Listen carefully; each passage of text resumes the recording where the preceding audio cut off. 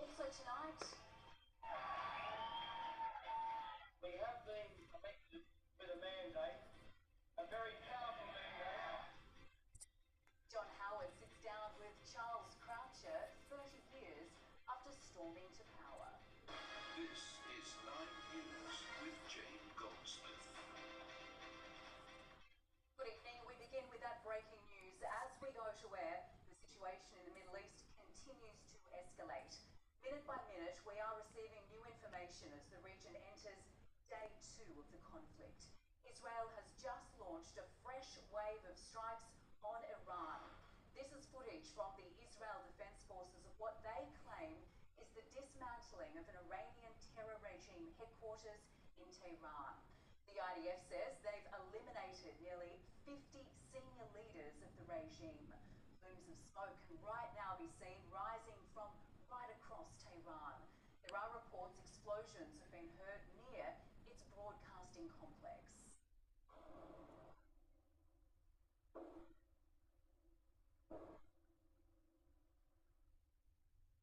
A short time ago, Iran's president released a statement calling the killing of Supreme Leader Ali Khamenei an open war against Muslims. Masoud Pezeshkian says the Islamic Republic of Iran considers bloodshed and revenge against the perpetrators and commanders of this crime as its legitimate duty and right, and will fulfill this great responsibility and duty with all of its might. Standing by for us in Dubai tonight is CNN international correspondent Paula Hancock. Paula, good evening to you. What is the latest on the situation as we come to you?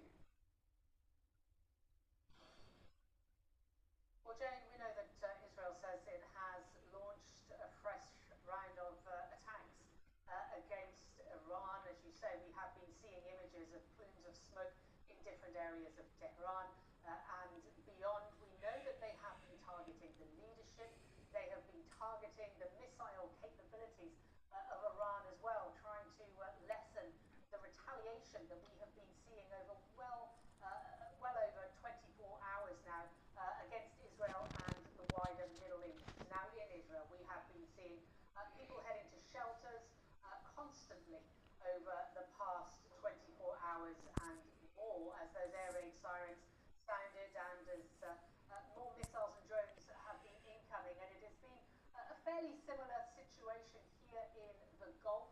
Certainly in the UAE, there have been a number of incoming missiles and drones. In fact, the UAE officials a number of hours ago saying that at least 137 missiles, more than 200 drones have been intercepted as they are targeting Iran. Now, we have also been seeing dramatic footage of Dubai airport as passengers have been fleeing through the airport trying to escape smoke from within. We know at least 2 people have been injured here in Dubai from falling debris of intercepted missiles.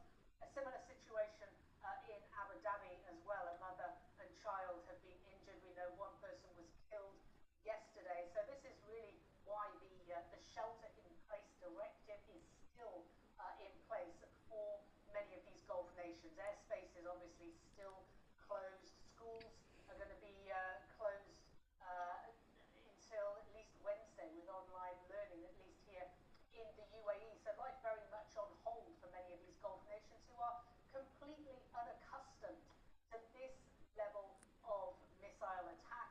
And many of the country's governments are very angry at Iran, that they have found themselves as a target of this retaliation. Many had said they did not want the US to be using their military bases. They did not want the US to be using their airspace should they go ahead with this attack.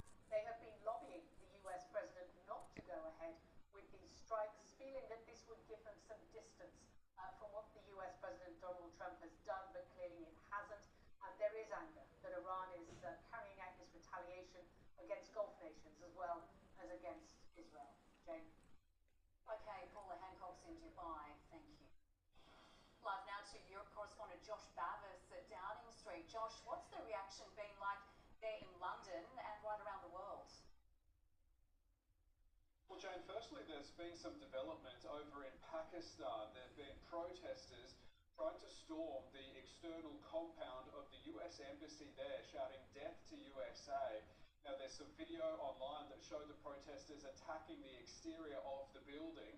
Security teams there at the site began by firing tear gas into the crowd, but then started using live fire. At least 9 protesters have been killed there and several others injured. We are still waiting for any further updates, but officials have been reported safe inside the building.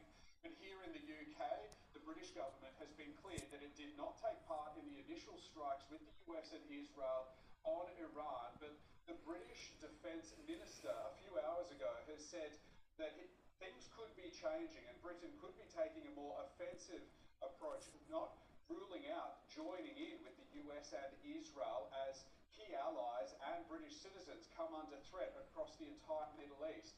For example, in the last hour, missiles have been detected heading towards Cyprus. That's now taking things even further afield. And it is significant because there are thousands of British troops stationed there at a few Royal Air Force bases there on that island.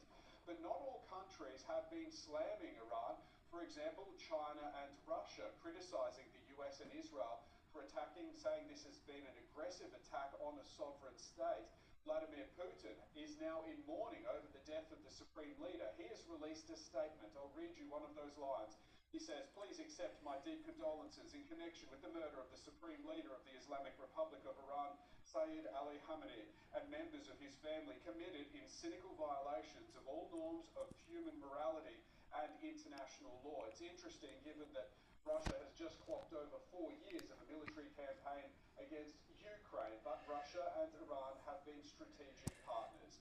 Now, European leaders are urging Iran and the US to negotiate their way out of this. We know that this could be expanded over several days, if not weeks, as all countries in the region are dragged further into this. Jane? Okay, Josh Bavis there in London, thank you. Now, the coming days, weeks and months are crucial for the future of Iran. Its leader is gone and Donald Trump has appealed to the Iranian people to take back their country. So with that, I want to bring in award-winning global affairs journalist Tara Kangalu. Tara, thank you so much for taking the time to speak with us tonight. As we enter day 2 of this conflict, Israel is again striking Tehran. What is the goal here, considering Ali Khamenei is already dead? Thank you so much for having me. Indeed, an historic day. Millions of Iranians this morning on Sunday woke up to the news of the killing of Ali Khamenei, the country's supreme leader, who for over 30 years had an iron fist over the country. And people see him as a dictator, a repressive figure who has choked the country and brutally stifled any form of dissent. And they see him gone. And I just want to bring in some sound from the streets and Jane, come back to your question as to what's next, because it's important to capture really the atmosphere in Iran. We have to remember just a month ago, earlier in January, thousands of people were killed, again, at the behest and order of this man, as seen in previous protests. So right now in Iran, the majority of the population of 90 million are celebrating and are happy over the killing of, again, a man they call a dictator. Now, what comes next?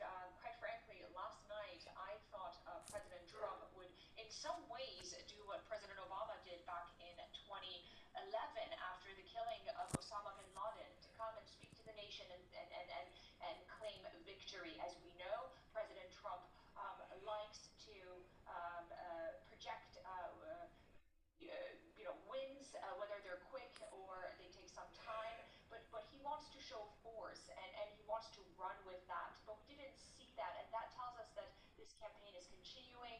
And today, Israel and the United States are doubling down in their attacks, targeting missile infrastructures and facilities in Iran, as well as key figures. But also, the Iranian regime is continuing full force. We're hearing line from Iran that says we are going to take revenge, and the retaliatory strikes are continuing. One last thing I would say that I'm looking closely at is the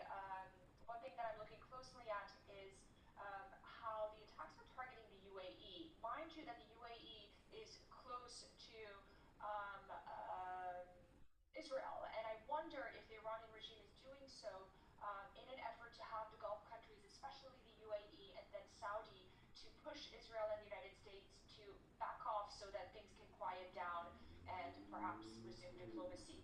But again, a huge moment in Iran, especially for the Iranian people. And Tara, we've heard just a short time ago that those reports of missiles heading towards Cyprus in the Mediterranean. If this is Iran, should this spark concern across wider Europe? I mean, listen, the entire region of the Middle East is ablaze. I think when you have a regime that feels its survival is under threat, anything and everything is expected of them. I think the next 48 hours are going to be telling. How this is going to contain, we yet to see. But the situation in Iran is extremely fluid. And again, President Trump has emphasized he's still open to diplomacy. How that's going to take place, I really don't know. But also, the strikes are ongoing, and we have to see how all of this evolves. Okay, Tara, we appreciate your insight and analysis tonight. The death of Iran's supreme leader marks the end of a brutal near 4-decade rule. On the streets of Iran, there aren't celebrations over Ali Khamenei's death, and tonight there's the potential for a seismic shift in the power dynamics of the Middle East. A 36-year iron rule over, and there were celebrations in the streets of Iran. And the US president declaring this is the greatest chance for the Iranian people to take back their country. There were mass anti-government demonstrations across Iran in January, leading to the death of nearly 7,000 protesters. And while the US are now calling for an uprising, Iran is vowing revenge. And revenge is coming after Trump, after everybody who facilitated his assassination. He will pay the ultimate price. Jessica Reward, 9 News. A crucial supply route has been cut off by the conflict as Iran warns ships to stay away from the Strait of Hormuz. I want to bring in Scott Phillips, Chief Investment Officer at Motley Fool now. Scott, good evening to you. What impact is this conflict likely to have on the global economy? Jane, good evening. We don't know yet, of course. This is still unfolding and the news is dramatic. The worst case scenario is a prolonged closure of that strait. If that does happen, we should expect, to see oil rise massively and probably for a prolonged period. Now, the world still runs on oil, despite all other movements to renewables and other things. If the oil price stays high for a long time, it will severely depress economic activity. In a worst case scenario, we are looking towards a global recession. Scott, there are already fears that this could lead to higher prices at the bowser for Australian drivers. How soon could this happen? Unfortunately, almost straight away, Jane, because the oil price is generally done on what they call a futures contract. So the speculators, the traders, will set the price they expect to be the case, even before the oil is even drilled sometimes, certainly before it's delivered. Now, if the uncertainty does push up that speculation of price increases, we're literally talking within a week potentially. Now, we don't yet know how high the oil price will go. Some saying $5, $7, $10, some saying $25 higher. As a general rule of thumb, it's not exact, but about $1 a barrel is about a cent a litre for Australian motorists. So we could see it rise, quite quickly and also quite significantly. Okay, we'll be watching the prices. And what kind of reaction are you expecting to see once markets reopen tomorrow? Oh man, this is the big one, right? And of course, we've got overnight in the Northern Hemisphere still to come. At the moment, it looks as if we'll have a modest loss based on the futures as they closed earlier in the weekend. I will say there's probably a decent chance it's worse than that. 0.2% was the fall. US futures down about 2/3%. Now, they don't trade until tomorrow night our time, but anything could happen. I suspect a tough day on the market tomorrow. Okay, Scott, as always, thanks for your insight. Pleasure. Thanks, Jane. The conflict has left many stranded across the Middle East, including in the United Arab Emirates. Australian traveller Scott Graham is in Dubai and joins me live now. Scott, thank you so much for joining us this evening. Now, you were just 200 metres from where a luxury hotel was hit during missile strikes. Talk us through what it was like there on the ground. Yeah, hi Jane. Basically, I was across the road at the Palm Tower for the infinity pool up to the top of that tower. I had half an hour still to wait, and I basically thought I'll just grab something to eat from the ground floor of Palm Tower. I was in the restaurant, and next minute, we just heard this almighty boom. It wasn't a bang; it was a boom like I've never ever heard before. Everybody basically, a lot of women and children started to scream. Everybody kind of ran outside to see what was going on. I basically had all this dust come down onto my table, coming through the air conditioning. The shake in the ground was that severe from across the road. Yeah, it was frightening. It was frightening. So I went outside and basically just started to film, and I just couldn't believe what I could see across the road from me.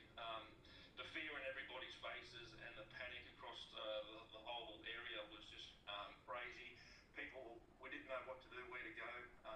All credit to all the hotels around the area, though. They were trying to usher everybody into safety, into their hotels, into their foyers, car parks, wherever we could feel safe, because there was literally bombs going off above our heads everywhere. The interceptions were just like every few seconds. It was crazy. It was so scary.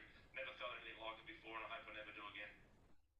Incredibly frightening, Scott. And so what is the feeling there right now in Dubai? Yeah. Well, today there's been more interceptions throughout the whole day. I haven't heard one for about an hour and a half. Throughout the night, once I finally made my way back to my hotel last night, it was very hard to sleep. The alarms kept going off on the telephones, advising you to, take cover, that there was more incoming activity happening. Once again, shout out to the government. The warning systems that they've got here were second to none. But yeah, hard to sleep because these went off throughout the whole night. Today there's hardly anybody on the street. Everything is shut down. All the shops are closed. Literally, we've been asked just to stay indoors. There were people in my hotel sleeping on the floor, on the foyer floors. When I went down there this morning, there are a lot of people that have nowhere to go. Obviously, the airports are shut. All the flights have been stopped. It's a waiting game now to find out what's going on. My travel agency has been really good. They've been ringing me continually, checking in on me. I've just been trying to post as much as I can on social media just to keep everybody informed of what's going on. But yeah, as you can hear, I'm still shaking. It's been pretty scary. I've never been in a position like this before. Understandably. Well, we appreciate you taking a moment to speak to us tonight, Scott. Thank you, and stay safe. Thanks, Jane. Have a good day. Still to come on Nine's Leg News, continued